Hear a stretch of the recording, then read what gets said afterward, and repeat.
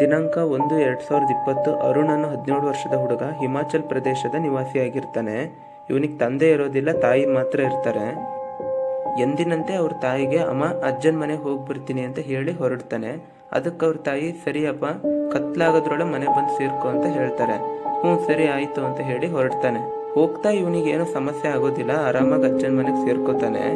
ಹೀಗೆ ಅಜ್ಜನ್ ಮಾತಾಡಿಸಿ ಊಟ ಮಾಡಿ ಅವ್ರ ಅಜ್ಜ ಇವತ್ತು ಇಲ್ಲೇ ಇರು ಅಂತ ಎಷ್ಟು ಹೇಳಿದ್ರು ಮಾತು ಕೇಳ್ದೇನೆ, ಇಲ್ಲ ಇಲ್ಲ ಇವತ್ತು ಅಮ್ಮ ಒಬ್ಬರೇ ಇದ್ದಾರೆ ಮನೇಲಿ, ಹಂಗಾಗಿ ಹೋಗ್ಲೇಬೇಕು ಅಂತ ಹೇಳ್ಬಿಟ್ಟು ಹೊರಡ್ತಾನೆ.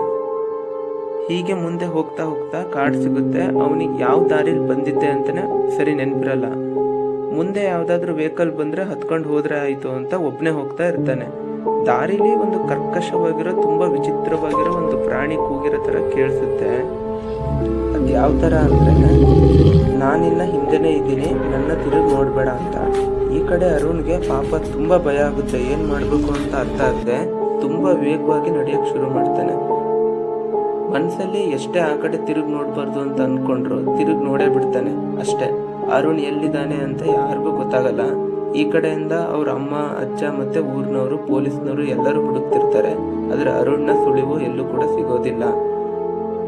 ಸೊ ನಿಮ್ಗೆ ಅರುಣ್ ಏನಾದಂತ ಗೊತ್ತಿದ್ರೆ ಕಮೆಂಟ್ ಸೆಕ್ಷನ್ ಅಲ್ಲಿ ಮೆನ್ಷನ್ ಮಾಡಿ. ಸೊ ಮುಂದಿನ ವಿಡಿಯೋದಲ್ಲಿ ಮತ್ತೆ ಸಿಗೋಣ. ನಮಸ್ಕಾರ.